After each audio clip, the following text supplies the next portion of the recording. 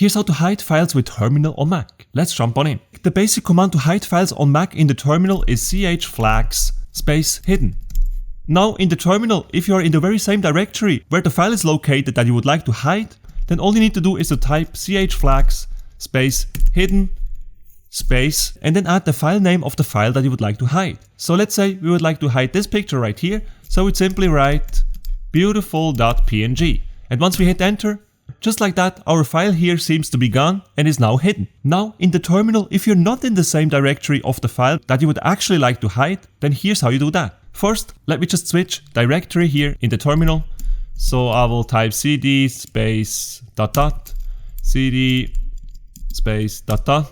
And now let's suppose we would like to hide this picture right here of this hip hop guy, and this picture is actually located in my downloads folder right here. However, in the terminal, as you can see here, we are not in the downloads folder. So to hide this file now, here's how we do it. Once again, we write chflags space hidden space, and now you simply drag and drop the file that you would like to hide into your terminal, just like this.